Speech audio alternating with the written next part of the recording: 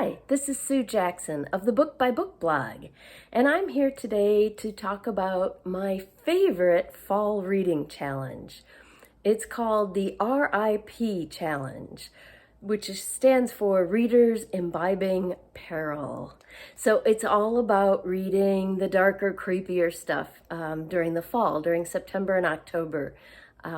Although, to be clear, this is for scaredy cats too. I don't read much like horror or super scary stuff.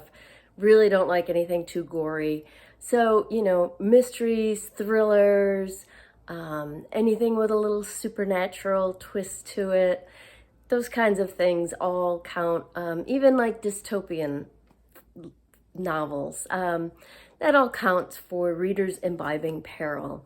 And this is the 16th year of the challenge. And in the last couple of years, they've made it even easier. There's no sign up. There's really nothing to do except read the books and hopefully post about it on social media.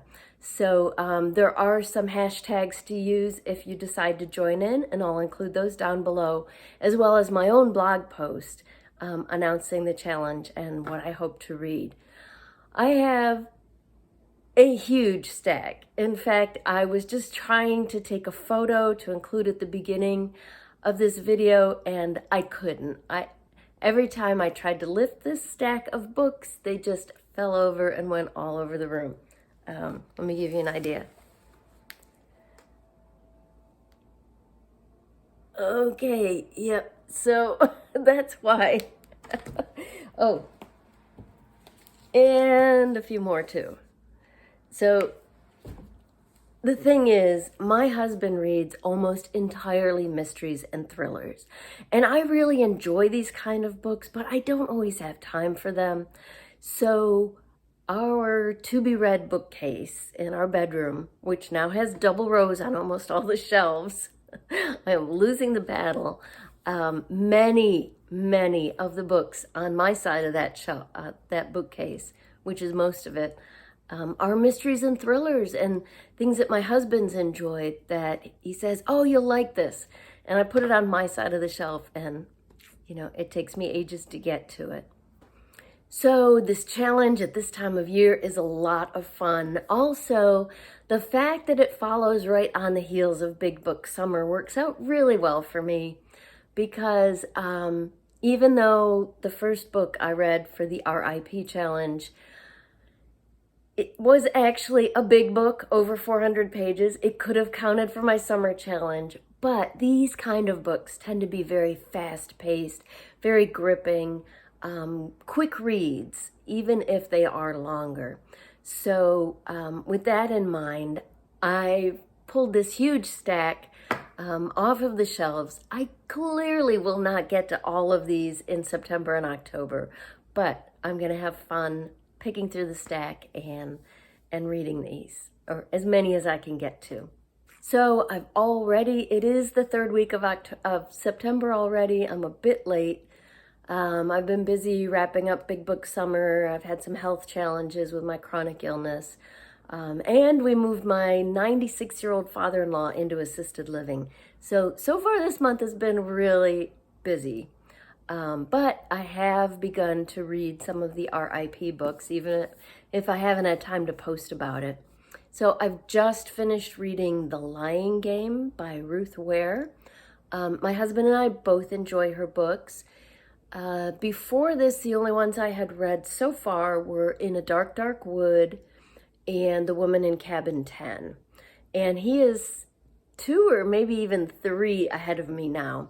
So this was one of the ones that he had read and moved to my side of the bookcase. So I was glad to have a chance to read it.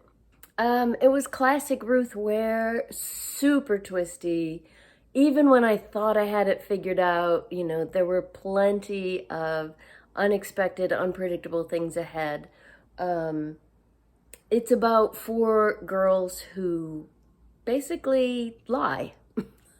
When they're in boarding school together, they make up this game. It's kind of like the 4 of them against everyone else, trying to see how many lies they can get away with. So they lie about everything. So I have to say the characters weren't super likable, but it was still a gripping mystery. Lots of suspense, could hardly put it down. I had several days this week and last week when I wasn't feeling well, and this was really good sick day reading. So that's The Lying Game by Ruth Ware. Just last night. Okay. Remember I said I tried to hold up the stack of books for a photo and they fell all over the place? Well, the one I'm currently reading actually fell behind me. That's why I couldn't find it.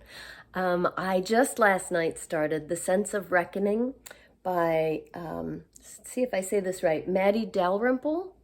She is a local author. I live in Delaware and she's just over the border in Pennsylvania. I met her at a local author event in our little tiny, wonderful indie bookstore in town. And I love her books. I couldn't wait to get to this one. And I've been saving it for fall and for the R.I.P challenge. So this is part of her Anne Kinnear suspense series, but it is paranormal suspense. So the main character, Anne, can sometimes sense ghosts or dead people. So in the first book, this is the one, when I met her at the local bookstore, I bought her first book, The Sense of Death, which is the first in this Anne Kinnear suspense series. And in this one, Anne is brought in to, after a woman disappears. And I don't want to give away any spoilers, but she can sense the woman's ghost. So the husband keeps insisting she just ran away, but Anne knows she's actually dead. So this first book is all about that mystery. So it's very much classic mystery thriller, only it's got this little supernatural twist where she can see ghosts. Or not necessarily see them, but sense them. So I just started the second book, The Sense of Reckoning, and I'm loving it. This is what the R.I.P challenge is all about to me. Mystery, suspense, thrillers, and a little ghosty action. So some of the others that I am hoping to get to, and again, I won't get to all of these, but I'll just show you what I've got in my stack. The Butterfly Girl by Renee Dunfeld. This is the follow-up to The Child Finder, which I loved. And my husband did too. And he's already read this second book, so which is the case for many of these. This one, The House on Trad Street, is another ghosty mystery by Karen White. I guess she's got a whole series of these. I've never read this author before, but my son got this for me for my birthday. So I'm looking forward to reading it. I've heard a lot of my friends like her books. The Magpie Murders by Anthony Horowitz. He's written, I don't think it's necessarily a series. I don't know if they're like sequels, but he's written a bunch of mysteries now for adults because he's also got lots of books for middle grade and young adult. And I haven't read any of them yet. So lots of my friends have raved about his novels. So they're like mystery, suspense, and I want to find out what it's all about. I've heard that very often books play a big role in his mysteries. So I'm looking forward to the Magpie Murders. It wouldn't be fall in the R.I.P challenge without a Tana French book. Oh, she is my favorite mystery writer by far. Her books are not just good mysteries and thrillers. They are just so beautifully written, and you just come to care about the characters. So this is part of her series about the Dublin Murder Squad, a group of detectives in Dublin, in Ireland, investigating murders. They're not strictly a series in the sense of being sequels to each other, but I have been reading them in order because there is some continuity from one to the next, and the continuity is with the investigators, the detectives themselves. So, sometimes you'll meet a detective in one book who plays kind of a minor role, and then in the next book, he might be the main character, he or she. I was trying to find a list of her books in here. Oh, they're right on the cover. So I have read In the Woods and Faithful Place, and also the third one that I read last year or earlier this year, I guess. Oh, it was my favorite, and now I can't think of what the name of it was. But anyway, I really like these. I've read a couple of her standalone novels, and they've been good, but the Dublin Murder Squad series is my favorite. This is another one. There's a lot of these that I bought my husband as gifts, and then I get to read them. How nice. A perfect gift, right? This one, Body Broker, by Daniel M. Ford. This was a new author for him, and it is for me too. What was kind of cool about this is that it's set in our local area. It's set right here in Delaware. You do not find a lot of books set in our tiny state, so that's always exciting. And it's a mystery thriller, but my husband said that all the local references were a lot of fun, so I'm looking forward to that. This is not your classic mystery. All Clear is book 2 in Connie Willis's duology, I guess you call them, that started with Blackout. And both books are a part of her Oxford time travel series. So this does deal with time travel, but I know from part 1 in Blackout that it is very, very suspenseful. So I think it fits the theme of the R.I.P. challenge perfectly. This won the Hugo and Nebula Awards. Book 1, Blackout, which my husband's reading now, was excellent. It's all about time travelers who get stuck in World War II London, and I can't wait to find out what happens in book 2. I grabbed this one off the shelf. We've got a few Nevada bars that I haven't read yet. She is known for writing thrillers set in national parks. So this is right up my alley, and my husband's too. We love camping, we love the outdoors, we love national parks. And it's always fun to read a novel that's set in a park that you've been to. So I've read a bunch of Nevada bar books. I know we've got a longer one upstairs. I think it's called Burn, that is set in New Orleans, where we used to live. So I do want to read that, but it's much longer. This was a shorter one, so I grabbed it off the shelf. I think from the cover, yeah, it's set in Yosemite. So we did visit there about 5 years ago. So I'm looking forward to that. High Country by Nevada Bar. This one, I think my husband and I found maybe at a used bookstore while we were traveling one time. We haven't been traveling in a long time, but so the thing is, this has history for us and sort of sentimental value. And we may have even read this one before, but when we were young and first dating, we both loved Karen Kazewski's Cat series. It's a series of thrillers starring this woman named Cat Colorado, who investigates mysteries. And back in the day when we were young and did not have children, we'd like go on camping trips. If we went backpacking, we'd bring a Cat Colorado paperback with us and read aloud to each other at night. Sentimental value, like I said. But we used to love these books.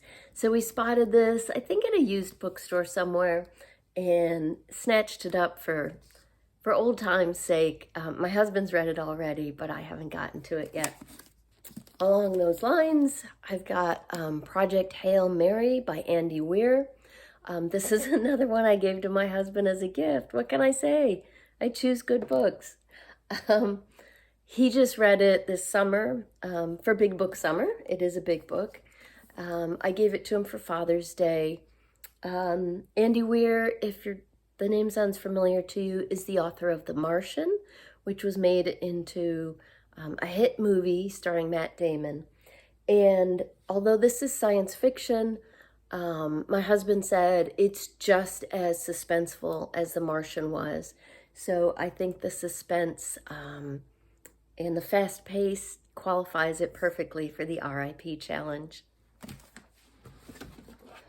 I've got another one that is probably also, also a big book, I believe. Dark Sacred Night by Michael Connolly. Michael Connolly is another favorite author of my husband and I. We've both read lots of the Bosch books. We loved the Bosch TV show and are very sorry that it ended. This is the second book in his series about, let me remember her name, Renee Ballard, another LA detective. Renee is a woman, which is a switch from Michael Connolly, since most of his books focus on male main characters. So he started this new series. The first one was The Late Show, starring Renee Ballard. And in Dark Sacred Night, it's a crossover novel. So Renee Ballard meets Harry Bosch. Can't wait. We have also heard rumors that there is a spin-off coming on TV since Bosch has ended. And if you haven't seen it yet, I highly recommend it. I think it's on Amazon. But it just ended, and we heard there's a spin-off coming with Renee Ballard. So we're really looking forward to that, and I really want to read book 2. And finally, I also went to my separate TBR bookcase with middle grade and young adult books, grabbed a few off of there. We've got The Westing Game by Ellen Raskin, kind of a classic. My youngest son, who does not enjoy reading as a general principle, loved this book. He read it in middle school, absolutely loved it. Of course, I've heard about it in other places too. I've always been meaning to read it. My son is 23 now, so it's been quite a while since middle school. So I'm hoping to get to that one this fall. Allie Carter, I think this is the second in her Embassy Row series. I listened to the first on audio. Fear is a Prison, Lifers by M.A. Griffin. Sounds like a fast-paced thriller. And Young Man with a Camera by Emil Scher. I'm not sure if I'm saying his name right. About a boy who takes photographs, and one of his photographs captures a violent assault on camera. And then I guess the bad guys are after him. So that sounds good too. So I have plenty to choose from. I only wish that fall lasted longer because besides all the good reading, it's also my favorite season. So that's my plans for the R.I.P. challenge. I hope you'll join the fun.